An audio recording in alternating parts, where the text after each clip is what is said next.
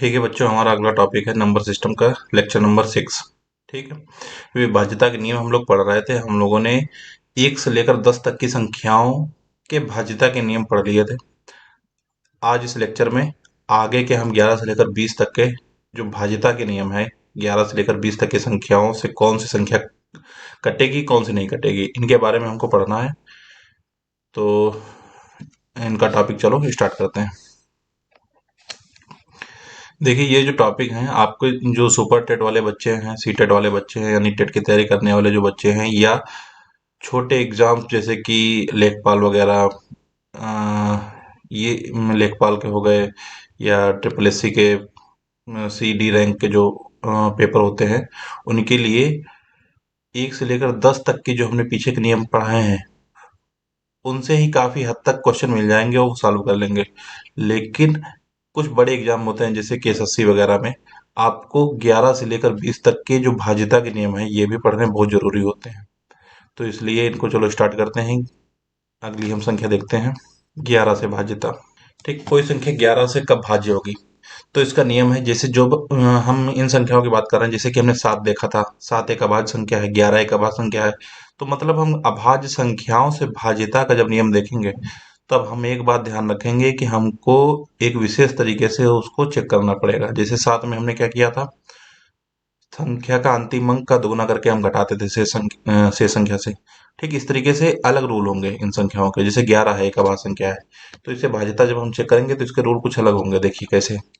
इसमें हम क्या करते हैं कि विषम तथा सम स्थान के अंकों का योग निकालते हैं। ठीक, इसके बाद में अगला काम क्या करते हैं, इसका डिफरेंस निकालते हैं। फिर क्या करेंगे, यदि ये अंतर 11 से कट जाए तो संख्या 11 से भाज्य होगी, न कटे तो नहीं होगी। उदाहरण देखते हैं। जैसे मान लीजिए एक संख्या दी है 712 73 62। ठीक, ये एक संख्या है, हमको 11 से भाज्यता चेक करनी है। तो हम क्या करेंगे, विषम स्थान, विषम स्थान ये ये ये। ठीक, तो इनका योग निकालेंगे। 7 प्लस 2 प्लस 3 प्लस 2 कितना हो गया, 7 2 9 3 12 2 14। ठीक, अगला काम क्या करेंगे, सम स्थान के अंकों का योग निकालो। सम कौन सा है, ये ये ये। सम मतलब दूसरा, चौथा, छठा, इसका मतलब। विषम मतलब पहला, तीसरा, पांचवा, सातवां, ये हो गया। तो सम का जब आप निकालेंगे योग, तो 1 प्लस 7 प्लस 6 कितना आ जाएगा, 7 1 8 6 14। दोनों का डिफरेंस जब करेंगे आप, तो जीरो मिलेगा। अब जीरो अगर आप डिवाइड करने जाएंगे 11 से, तो जीरो बार में चला जाएगा। तो मतलब जो डिफरेंस आया वो 11 से विभाज्य है। तो हम क्या कह सकते हैं, ये संख्या 11 से कट जाएगी। ठीक, अब जैसे हम अगर एक चेक करना चाहें, 363, विषम स्थान के अंकों का योग देखें आप, 3 प्लस 3 6, यही तो होगा। सम स्थान के अंकों का योग केवल 6 है सम स्थान पर, इनका डिफरेंस जीरो, जीरो 11 से कट जाएगा। तो ये संख्या अब कैसी हो गई, 11 से विभाज्य हो गई। चाहे आप काट के देख लो, 11 तिया 33, बचा कितना 3, 11 तिया 33, 33 बार में चला जाएगा। ठीक, तो ये हो गया 11 से भाज्यता का नियम। अगला देखते हैं, अगला है 12 से भाज्यता का नियम। आपको हमने पीछे बताया था, कोई संख्या अगर किसी संख्या को काट रही है, तो उस संख्या के फैक्टर भी दी गई संख्या को काटेंगे। ठीक, जैसे हमने 6 वाला एग्जांपल बताया था, 6 से अगर कोई संख्या कटेगी, तो 2 और 3 से भी वो संख्या कटती थी। अगर हम इसी तरीके से इसे चेक करना चाहें, 12 का रूल लिखना चाहें, तो 12 का फैक्टर क्या होता है, 3 गुणा 4। तो हम ये कह सकते हैं, यदि कोई संख्या 3 एवं 4 से विभाज्य है, तो 12 से भी कटेगी। ठीक, तो ये हो गया भाज्यता का नियम 12 से। उदाहरण देखें, 412 152, ये मान लीजिए एक संख्या है। तो 3 से हमें पहले देखना है भाज्यता। 3 से हम चेक करेंगे। 3 से चेक कैसे करते थे, सभी अंकों को जोड़ते थे। वो 3 से अगर कटता था तो संख्या 3 से विभाज्य होती थी। अब आप सभी अंकों को जोड़ें, 4 एक 5, 2 7, 1 8, 5 13 और 2 15। 15 3 से कट जाता है ना, 5 बार में चला जाता है। तो ये संख्या 3 से तो विभाज्य है। 4 से जरा चेक करो। 4 से कैसे चेक करते थे हम? अंतिम दो अंक देखते थे। अंतिम दो अंक क्या है? 52। ठीक। तो 52 को अगर हम इसे डिवाइड करके देखेंगे तो 52/4, 13 चौको 52 होते हैं। 4 एकम 4, 4 तिहाई 12, 13 बार में चला जाएगा। तो ये संख्या 3 से भी कट रही है, 4 से भी कट रही है, इसलिए हम ये कह सकते हैं ये संख्या 12 से भी कटेगी। ठीक। अगली संख्या है हमारी 13 से भाज्यता का नियम देखेंगे।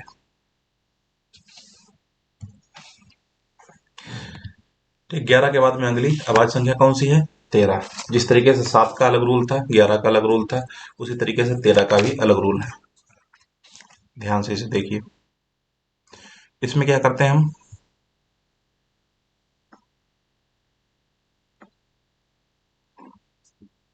अंतिम अंक का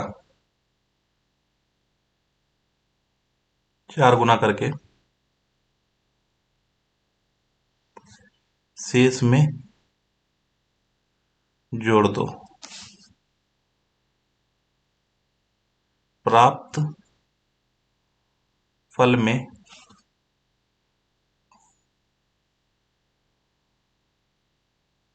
13 से भाज्यता चेक करें।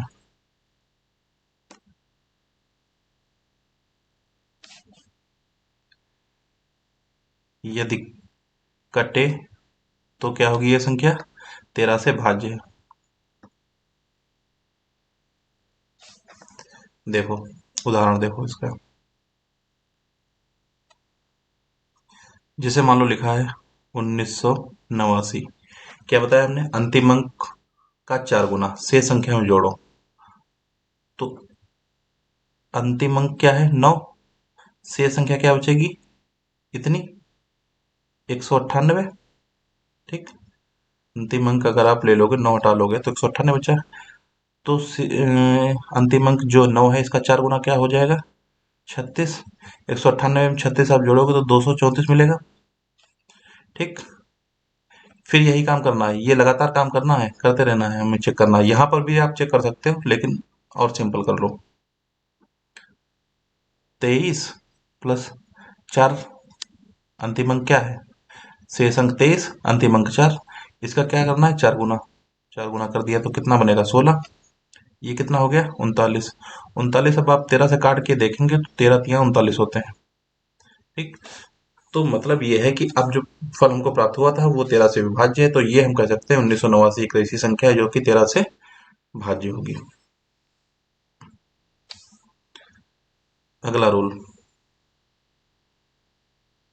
14 से भाज्यता।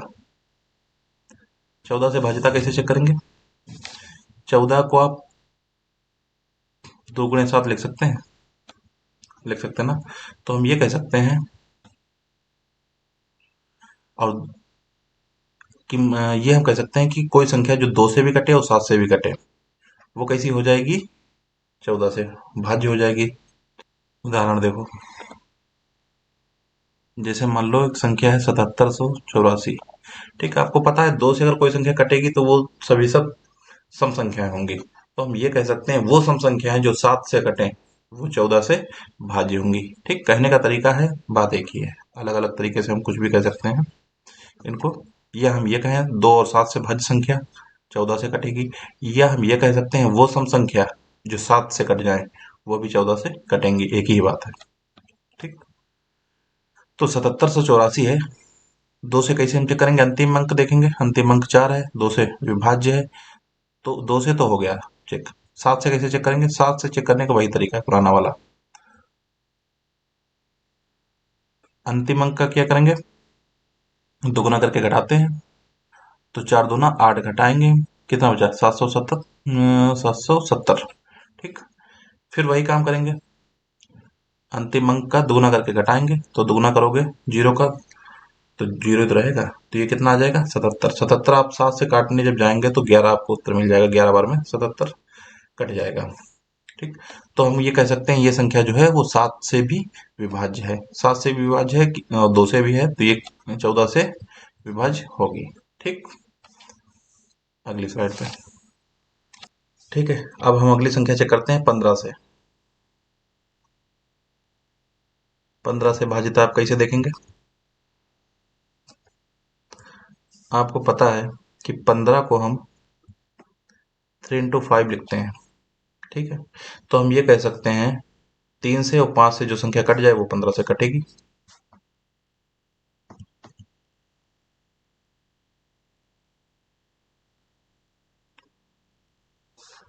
उदाहरण देखो, जैसे लिखा है 143, 145। 3 से कटने के लिए क्या करते हैं हम? सभी अंकों का योग देखते हैं। 4 एक 5 3 8 एक 9 4 13 और 5 18, 18 आ गया। 18 3 से कटता है, सही है। तो ये संख्या 3 से विभाज्य हो गई। 5 के लिए हम क्या चेक करते हैं? अंतिम अंक देखते हैं, 0 हो या 5 हो। तो 5 है इसका अंतिम अंक, इसलिए ये संख्या 5 से विभाज्य है, ठीक है। तो 3 से विभाज्य, 5 से विभाज्य, संख्या 15 से भाज्य हो जाएगी। अगला हम देखते हैं 16 से भाज्यता।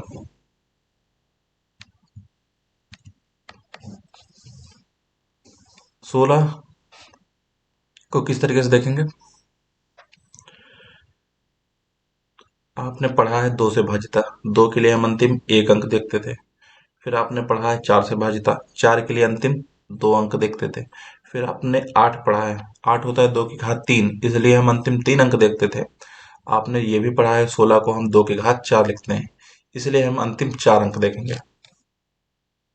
तो हम इसे ये कह सकते हैं अंतिम 4 अंक यदि 16 से कट जाएं तो वो संख्या क्या हो जाएगी? 16 से डिवाइड हो जाएगी। उदाहरण देखो, 1 2 3 4 0 4 1 6, मान लो ये संख्या लिखा है, ठीक है। तो अंतिम 4 अंक यही तो हुए, 0 416। आप इसे 16 से काट के देखो, 16 दूनी 32, बचे कितने? 9, और 16 छक्का 96, ठीक। तो ये 26 बार में ये संख्या कट गई। जब भी अंतिम 4 अंक 16 से कट जाएं तो वो संख्या 16 से क्या हो जाएगी? भाज्य हो जाएगी। तो ये संख्या 16 से कैसी है? भाज्य है। अगला इंपॉर्टेंट हमारे पास संख्या है 17। तो 17 से भाज्यता, 17 एक अभाज्य संख्या है, तो इसका भी जो नियम होगा वो थोड़ा सा अलग होगा। इसमें क्या करते हैं हम? अंतिम अंक का 5 गुना करो, जो संख्या शेष बचे उसमें से घटाते जाओ, और अगर वो शेष 17 से कट जाए तो वो संख्या 17 से कैसी होगी? भाज्य होगी, ठीक। उदाहरण देखो, जैसे लिखा है, मान लीजिए 731 लिखा है। आप क्या करेंगे? इसमें अंतिम अंक 1 है, शेष बची संख्या कितनी हो गई? 73। 1 का 5 गुना आप करेंगे तो 5 हो जाएगा, शेष से घटा दो, 73 माइनस 5 कितना हो जाएगा? 68, ठीक। अब 68 आप 17 से डिवाइड करके देखो, 17 एकम 17, 17 दूनी 34, 17 तिया 51, 17 चौको 68, 4 बार में चला गया। तो ये संख्या हम कह सकते हैं 731 जो है वो 17 से कट जाएगी। अगली संख्या हमारे पास है 18। 18 से भाज्यता का नियम देखो,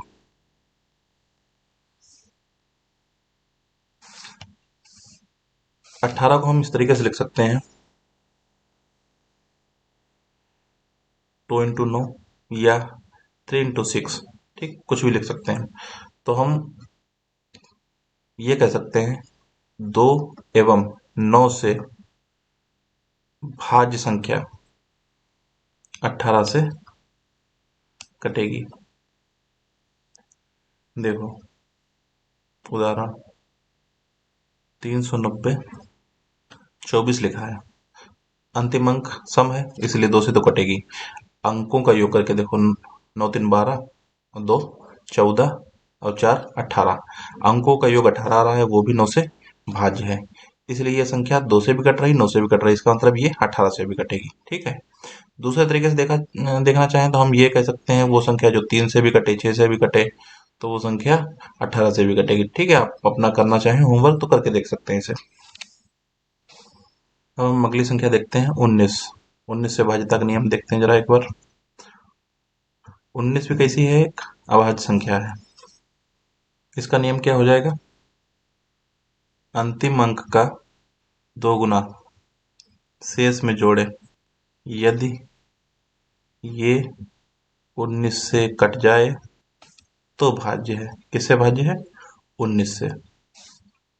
उदाहरण देखो, 82 194 है मान लीजिए लिखा। क्या करना है? अंतिम अंक का 2 गुना करना है। तो शेष अंक कितने बचेंगे? 82 19 2 गुना किया तो कितना हो गया? 8। क्या करना है? जोड़ना है, तो जोड़ दिया। अब यहाँ हमारे पास कितना हो जाएगा? 82 19 8 8 16 1 17 82 27। ठीक, ये हो गया। अब हम फिर वही काम करेंगे 82 27 के लिए। 822 अंतिम अंक क्या है? 7। 7 का डबल कितना होता है? 14। क्या करें? जोड़ दें। तो 822 में जब 14 जोड़ेंगे तो ये आ जाएगा। ठीक, अभी भी हम और इसको सिंपल कर लें। 83 लिया, अंतिम अंक क्या बचा? 6। इसका डबल किया, कितना हो गया? 12। इसमें जोड़ दिया, ये कितना आ गया? 95। अब 19 25 95 सबने पढ़ रखा होगा। ठीक, तो ये कट गया। तो हम ये कह सकते हैं 82 194 ये जो संख्या है ये 19 से कैसी है? विभाज्य है।